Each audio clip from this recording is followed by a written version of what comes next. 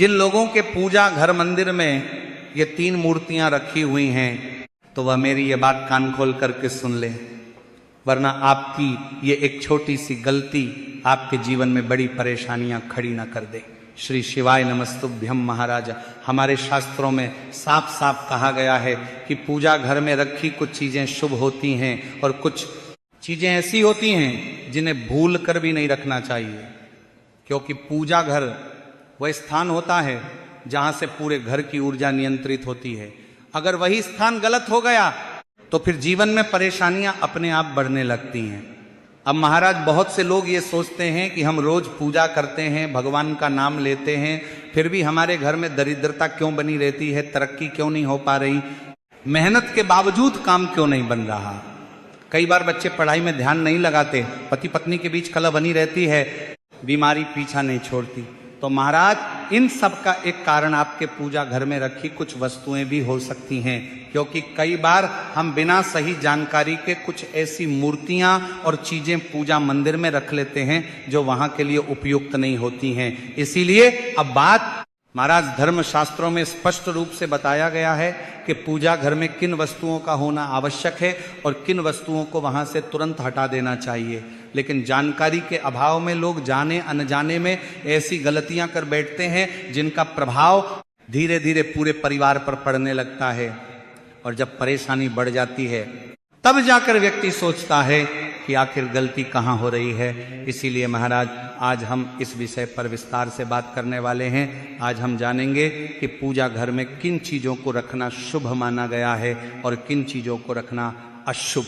साथ ही हम ये भी समझेंगे कि दीपक जलाने का सही समय क्या है, दीपक किस दिशा में रखना चाहिए, घंटी कब बजानी चाहिए, शंख सुबह या शाम कब बजाना शुभ होता है, और शंख बजाते समय कौन सा मंत्र बोलना चाहिए। इसके अलावा भक्तों द्वारा बार बार पूछा जाने वाला प्रश्न कि पूजा घर में कितनी मूर्तियां रखनी चाहिए, उसका भी जवाब आपको मिलेगा।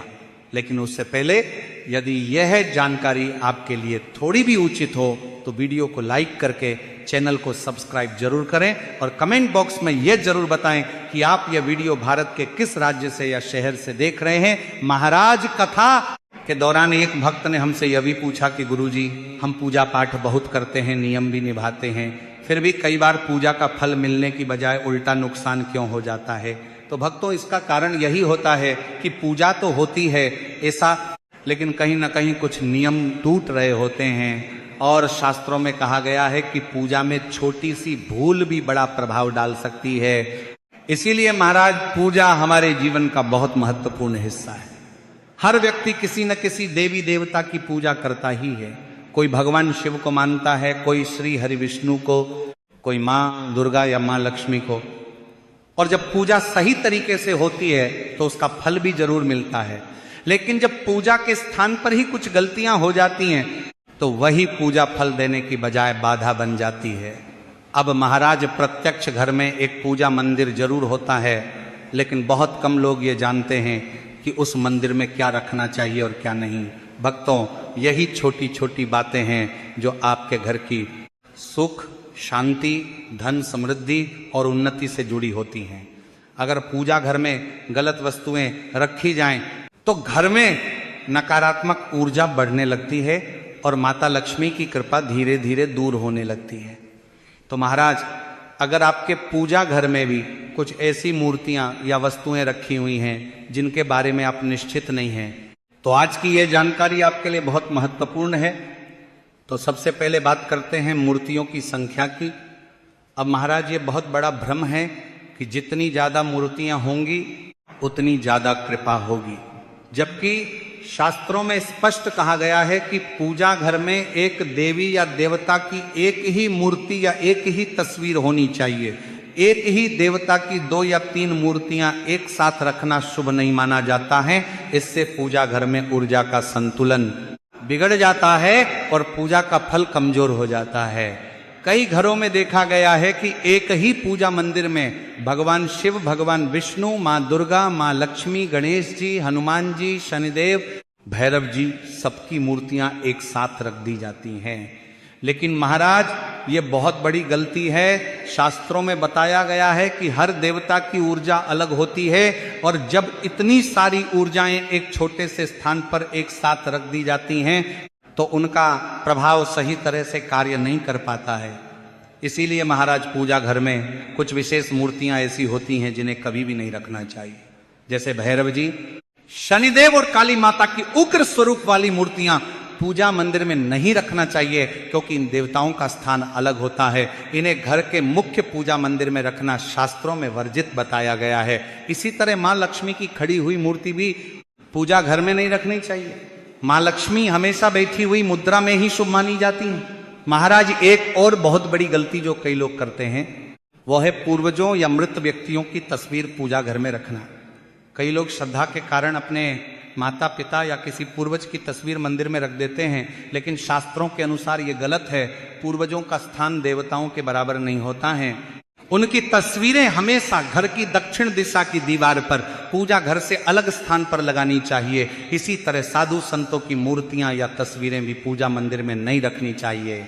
अगर आप किसी गुरु या संत को मानते हैं तो उनकी तस्वीर आप दीवार पर लगा सकते हैं, लेकिन पूजा घर के अंदर नहीं। पूजा घर केवल देवी देवताओं के लिए होता है। अब महाराज बात करते हैं टूटे हुए या खंडित सामान की। अगर आपके पूजा घर में कोई मूर्ति, तस्वीर, शंख, घंटी या दीपक टूटा हुआ है तो उसे तुरंत हटा देना चाहिए। टूटी हुई मूर्तियों या खंडित पूजा सामग्री से नकारात्मक ऊर्जा का संचार होता है। कई बार लोग सोचते हैं कि पुरानी है इसलिए रहने दो, लेकिन यही चीज धीरे धीरे घर में परेशानी बढ़ाती है। इसीलिए इन्हें आपको सम्मान पूर्वक किसी पवित्र नदी में प्रवाहित कर देना चाहिए महाराज। अब बात करते हैं दीपक की। पूजा घर में दीपक का बहुत बड़ा महत्व होता है, लेकिन ध्यान रखें कि स्टील या कांच का दीपक कभी भी पूजा घर में नहीं रखना चाहिए। पूजा के लिए मिट्टी का दीपक सबसे श्रेष्ठ माना गया है। अगर मिट्टी का दीपक न हो सके तो पीतल या तांबे का दीपक रखें। खंडित दीपक कभी ना जलाएं और एक साथ दो दीपक भी ना जलाएं। और विशेष रूप से एक साथ घी और तेल का दीपक एक साथ जलाने से बचे, क्योंकि दोनों की ऊर्जाएं अलग अलग होती हैं। अब महाराज घंटी की बात करते हैं। घंटी बजाने से पूजा स्थल शुद्ध होता है, लेकिन घंटी को बिना कारण बार बार बजाना भी उचित नहीं है। घंटी हमेशा पूजा की शुरुआत में या आरती के समय ही बजानी चाहिए। इसी तरह शंख भी नियम से बजाया जाता है। सुबह और शाम शंख बजाना शुभ माना गया है, लेकिन बिना मंत्र के या बिना नियम के शंख बजाना लाभ नहीं देता है। बहुत से लोग पूछते हैं कि पूजा घर में रखा जल रोज बदलना चाहिए या नहीं, तो शास्त्रों के अनुसार पूजा घर में रखा जल प्रतिदिन बदलना चाहिए। पुराने जल को तुलसी के अलावा किसी पौधे में डाल देना चाहिए और पात्र को साफ करके नया जल रखना चाहिए। इससे पूजा घर की ऊर्जा शुद्ध बनी रहती है। अब महाराज एक और महत्वपूर्ण बात, पूजा घर में कभी भी मुरझाए हुए फूल, सूखी माला या सड़ी हुई अगरबत्ती नहीं रखनी चाहिए। जैसे ही फूल मुरझा जाएं उन्हें हटा देना चाहिए। इन्हें या तो मिट्टी में दबा दें या गमले में डाल दें। पूजा घर को हमेशा स्वच्छ और पवित्र रखना बहुत जरूरी है। अब महाराज यहाँ से बहुत ध्यान देने वाली बात शुरू होती है, क्योंकि अब हम उन चीजों की बात करने जा रहे हैं जो पूजा घर में होनी चाहिए। बहुत से लोग ये तो जान लेते हैं कि क्या नहीं रखना चाहिए, लेकिन ये नहीं जानते कि क्या रखना जरूरी है। और याद रखिए भक्तों, खाली मंदिर भी शुभ नहीं माना जाता। पूजा घर में कुछ ऐसी वस्तुएं होती हैं जिनकी उपस्थिति से ही घर में सकारात्मक ऊर्जा का प्रवाह शुरू हो जाता है। सबसे पहले बात करते हैं दीपक की। महाराज शास्त्रों में बताया गया है कि पूजा घर में दीपक का होना अनिवार्य है। दीपक केवल रोशनी नहीं देता, बल्कि वह अज्ञान के अंधकार को दूर करने का प्रतीक होता है। पूजा घर में हमेशा एक ही दीपक जलाना चाहिए। बहुत से लोग एक साथ दो दो दीपक जला देते हैं, लेकिन ऐसा करना उचित नहीं माना गया है। अगर आप घी का दीपक जलाते हैं तो वही पर्याप्त होता है। तेल और घी का दीपक एक साथ नहीं जलाना चाहिए और दीपक को हमेशा भगवान की प्रतिमा या तस्वीर के सामने रखना चाहिए। और ध्यान रखें कि दीपक कभी भी पश्चिम दिशा में न रखा जाए। उत्तर या पूर्व दिशा दीपक के लिए सबसे शुभ मानी जाती है। बाती का मुख भी उत्तर या पूर्व की ओर होना चाहिए। ये छोटी सी बात सुनने में साधारण लगती है, लेकिन इसका असर बहुत गहरा होता है।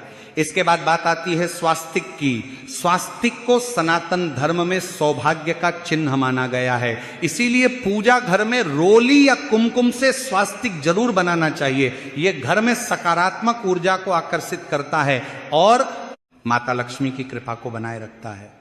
अब महाराज शंख की बात करते हैं। शंख को बहुत पवित्र माना गया है। शंख की उत्पत्ति समुद्र मंथन से मानी जाती है और ये मां लक्ष्मी को अत्यंत प्रिय है। पूजा घर में शंख जरूर होना चाहिए, लेकिन ध्यान रखें कि शंख को बजाने का भी नियम होता है। शंख सुबह और शाम ही बजाना चाहिए, बिना कारण या बार बार शंख बजाना उचित नहीं माना गया है। शंख बजाते समय मन शांत रखें और श्रद्धा का भाव रखें। इसी तरह महाराज घंटी का भी बहुत महत्व है। घंटी बजाने से पूजा स्थल की नकारात्मक ऊर्जा दूर होती है, लेकिन घंटी को खेल की तरह नहीं बजाना चाहिए। पूजा शुरू करते समय और आरती के समय घंटी बजाना शुभ माना गया है। इससे वातावरण शुद्ध होता है और मन पूजा में एकाग्र होता है। अब महाराज बात करते हैं शिवलिंग की। अगर आप अपने घर के पूजा मंदिर में शिवलिंग रखते हैं तो ये बहुत पवित्र माना जाता है, लेकिन यहां पर एक नियम का विशेष ध्यान रखना जरूरी है। घर में रखा शिवलिंग हमेशा अंगूठे के आकार से छोटा होना चाहिए। बहुत बड़े शिवलिंग घर में रखना उचित नहीं माना गया है। शिवलिंग को उत्तर या पूर्व दिशा में स्थापित करें और प्रतिदिन उस पर जल अर्पित करें। शिवलिंग ऐसे स्थान पर रखें जहां ज्यादा हलचल न हो। अब महाराज एक और बहुत जरूरी बात, पूजा घर में गोमती चक्र रखना भी शुभ माना गया है। गोमती चक्र से घर में धन और समृद्धि का वास होता है। इसे साफ स्थान पर रखें और समय समय पर साफ करते रहें। अब महाराज हमारे लिए पूजा घर की स्वच्छता भी उतनी ही जरूरी है जितनी हमारे लिए पूजा जरूरी होती है। इसीलिए पूजा घर में धूल, गंदगी या बिखरी हुई चीजें न रखें। अगरबत्ती की जली हुई लकड़ी, पुराने फूल, सूखी माला, इन सबको समय पर हटा देना चाहिए। पूजा घर हमेशा साफ और व्यवस्थित होना चाहिए, तभी वहां सकारात्मक ऊर्जा बनी रहती है। अब महाराज पूजा करने की दिशा की बात कर लेते हैं। पूजा करते समय आपका मुख पूर्व दिशा की ओर होना सबसे शुभ माना गया है। अगर किसी कारण से यह संभव न हो तो पश्चिम की ओर मुख करके भी पूजा की जा सकती है, लेकिन उत्तर या दक्षिण की ओर मुख करके पूजा करना उचित नहीं माना गया है। इसके साथ ही पूजा करते समय आसन का प्रयोग जरूर करें। सीधे जमीन पर बैठकर पूजा करना उचित नहीं माना गया है। आसन पर बैठकर पूजा करने से शरीर और मन दोनों स्थिर रहते हैं और पूजा का फल बढ़ता है। अब महाराज हम उन नियमों की बात करने वाले हैं जिनका पालन अगर सही तरीके से किया जाए तो आपकी पूजा केवल एक आदत नहीं रहेगी, बल्कि वह आपको वास्तविक फल भी देने लगेगी। बहुत से लोग पूजा करते हैं आपने कहा, लेकिन पूजा का प्रभाव नहीं देखते, और इसका कारण यही होता है कि कुछ जरूरी नियमों को या तो वह जानते नहीं हैं या फिर जानकर भी उन्हें हल्के में ले लेते हैं। सबसे पहले बात करते हैं दीपक जलाने के सही समय की। शास्त्रों में बताया गया है कि दीपक तभी जलाना चाहिए जब भगवान जागृत अवस्था में हो। इसीलिए सुबह सूर्योदय के बाद और शाम सूर्यास्त के समय दीपक जलाना सबसे शुभ माना गया है। बहुत से लोग रात के बहुत देर बाद या कभी भी दीपक जला देते हैं, लेकिन ऐसा करने से पूजा का पूरा फल नहीं मिलता। दीपक जलाते समय मन शांत होना चाहिए और मन में किसी प्रकार का क्रोध या नकारात्मक भाव नहीं होना चाहिए। अब महाराज एक बहुत ज्यादा पूछा जाने वाला प्रश्न है कि पूजा मंदिर में जलने वाले दीपक को रोज धोना चाहिए या नहीं। तो इसका उत्तर यह है कि दीपक को रोज धोना आवश्यक नहीं है, लेकिन उसे साफ रखना बहुत जरूरी है। अगर घी या तेल अधिक जम गया हो तो उसे साफ पानी से धोकर पुनः प्रयोग में लाएं। गंदा और चिपचिपा दीपक पूजा के लिए शुभ नहीं माना जाता है। अब महाराज बात करते हैं शंख बजाने के नियम की। शंख सुबह और शाम ही बजाना चाहिए। शंख बजाते समय यह ध्यान रखें कि शंख का मुख ऊपर की ओर रहे और मन में श्रद्धा भाव हो। बिना मन लगाए मजाक में या बार बार शंख बजाना उचित नहीं माना गया है। शंख बजाने से पहले मन में भगवान विष्णु या मां लक्ष्मी का ध्यान करना शुभ माना जाता है। शंख की ध्वनि से वातावरण शुद्ध होता है और नकारात्मक ऊर्जा दूर होती है। इसी तरह घंटी भी बिना कारण नहीं बजानी चाहिए। पूजा शुरू करते समय और आरती के समय घंटी बजाना ही उचित माना गया है। घंटी की आवाज से मन एकाग्र होता है और पूजा में स्थिरता आती है। बहुत तेज या बहुत लंबे समय तक घंटी बजाना भी सही नहीं माना गया है। अब महाराज अंतिम बात जो बहुत जरूरी है, पूजा घर में कभी भी अंधेरा नहीं होना चाहिए। अगर प्राकृतिक रोशनी आती है तो बहुत अच्छा है, नहीं तो पूजा के समय प्रकाश जरूर होना चाहिए। अंधेरा पूजा घर नकारात्मक ऊर्जा को आकर्षित कर सकता है। तो महाराज अगर आप इन सभी बातों का ध्यान रखते हैं तो यकीन मानिए आपकी पूजा धीरे धीरे असर दिखाने लगेगी। घर का माहौल शांत होगा, आपसी कलह कम होगी, मन में स्थिरता आएगी और कार्यों में सफलता के रास्ते खुलने लगेंगे। पूजा का उद्देश्य सिर्फ मांगना नहीं होता, बल्कि स्वयं को शुद्ध करना भी होता है। यदि आपको यह जानकारी उचित लगी हो तो वीडियो को लाइक करें और चैनल को सब्सक्राइब जरूर करें। धन्यवाद।